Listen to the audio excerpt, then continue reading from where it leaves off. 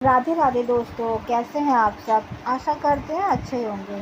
आइए जानते हैं अक्षय तृतीया के बारे में। अक्षय तृतीया व्रत कथा। प्राचीन काल में एक बहुत ही धर्मनिष्ठ और सत्यवादी राजा थे जिनका नाम धर्मराज था। वे अत्यंत न्यायप्रिय थे और अपनी प्रजा का बहुत ध्यान रखते थे। एक दिन नारद मुनि उनके दरबार में आए। धर्मराज ने उन्हें आदरपूर्वक बैठाया और पूछा, हे देवर्षि, कृपया मुझे ऐसा व्रत बतलाइए जिससे मैं इस जन्म में पुण्य प्राप्त करूं और अगले जन्मों में भी उत्तम फल प्राप्त कर सकूं।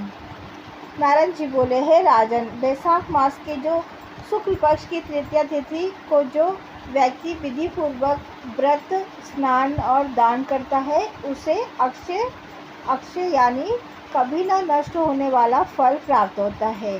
इस दिन का पुण्य अनंत गुना बढ़ जाता है, इसलिए इसे अक्षय तृतीया करते हैं। नारद जी ने इसके महत्व को विस्तार से बताते हुए एक प्राचीन कथा सुनाई। आइए जानते हैं। गरीब ब्राह्मण और लक्ष्मी कृपा। एक समय एक अत्यंत दरिद्र ब्राह्मण था। वह अत्यंत विपन्न अवस्था में रहता था। भूख प्यास से पीड़ित हो वह दिन रात दुखी रहता था, किंतु वह धर्म से विमुख नहीं था। अपनी दरिद्रता के बावजूद वह प्रतिदिन भगवान का ध्यान करता था, पवित्रता का पालन करता था और थोड़ा बहुत जो भी प्राप्त होता उसी में संतोष करता था। एक बार बैसाख मास के शुक्ल पक्ष की तृतीया तिथि आई। ब्राह्मण ने किसी तरह गंगा जल से स्नान किया, व्रत का संकल्प लिया और भगवान विष्णु की पूजा की। इसके आसपास भोग अर्पण के लिए भी कुछ विशेष नहीं था। फिर भी उसने तुलसी दल और चंदन अर्पित कर भक्ति भाव से भगवान की आराधना की।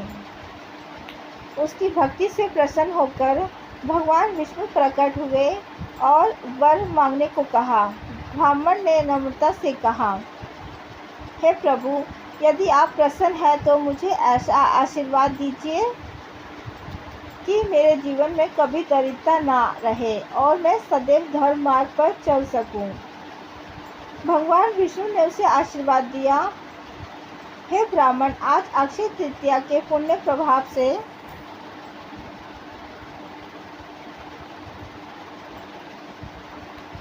मैं तुझे ऐसा अक्षय धन देता हूँ जो नष्ट नहीं होगा, साथ ही तेरे वंशज भी समृद्ध रहेंगे।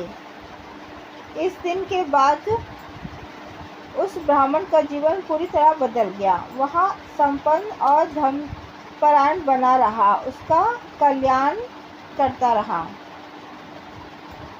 सबका कल्याण करता रहा। इस व्रत की विधि जानते हैं।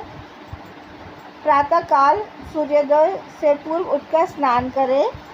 गंगा स्नान करें, उत्तम होता है। अगर गंगा स्नान आप नहीं कर पाए तो घर में ही गंगा जल डालकर आप स्नान करें। व्रत का संकल्प लें। भगवान विष्णु, लक्ष्मी माता और कुबेर जी की पूजा करें, जिसमें आप तिल, चावल, गेहूँ, पंचामृत आदि से पूजा करें।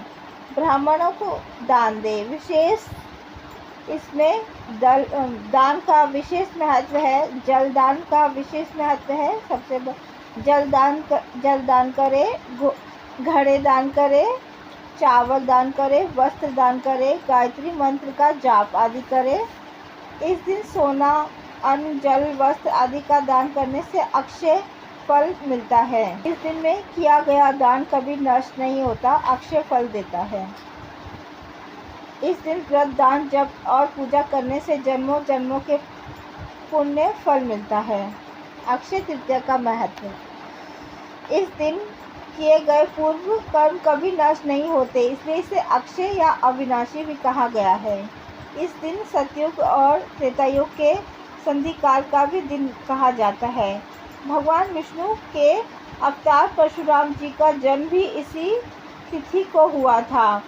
इस दिन भी भगवान बद्रीनाथ के कपाट खुलते हैं।